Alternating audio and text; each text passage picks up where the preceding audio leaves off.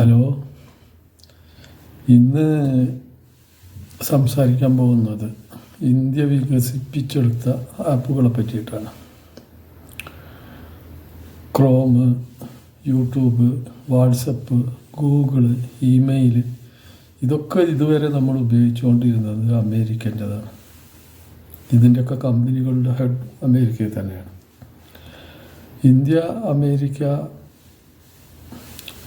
Tax പ്രശ്നങ്ങൾ വന്നപ്പോൾ എല്ലാ കമ്പനികളോടും ഇന്ത്യക്കാരെ പിരിച്ചുവിടണമെന്നാണ് പറഞ്ഞത്. ഇന്ത്യക്കാരെ പിരിച്ചുവിടണം എന്ന് പറഞ്ഞപ്പോൾ ഇന്ത്യയാണ് ഈ കമ്പനികളുടെയൊക്കെ ഏറ്റവും കൂടുതൽ വരുമാനം കിട്ടുന്ന കസ്റ്റമർ ഉള്ളത്.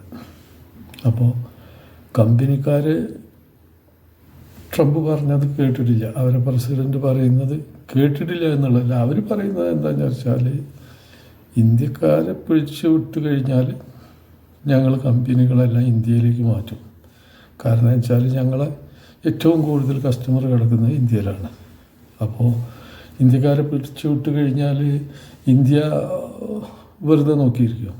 അപ്പോൾ അങ്ങനെ ഒരു അനൗൺസ്മെൻറ്റ് വന്നപ്പോഴാണ് ഇന്ത്യ എല്ലാറ്റിനുമുള്ള ആപ്പുകൾ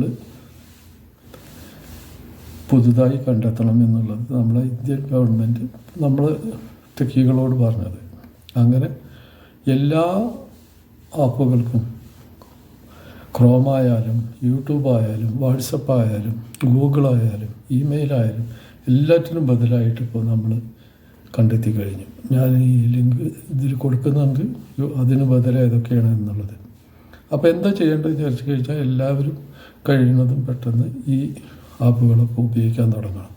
അതിൻ്റെ ആവശ്യകത വേറൊന്നും കൂടിയാണ്. നമ്മൾക്ക് ഒരു പ്രശ്നം വരുന്ന സമയത്ത് ഒരു സുപ്രഭാതത്തിൽ ഇന്ത്യയിൽ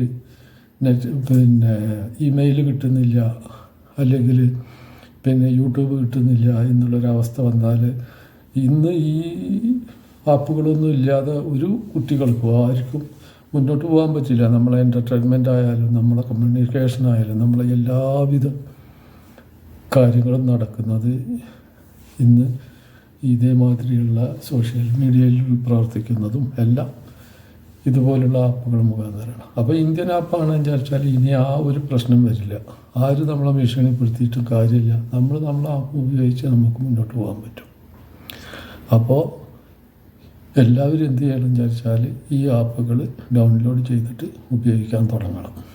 ഇതാണ് എനിക്ക് പറയാനുള്ളത്. ഓക്കെ.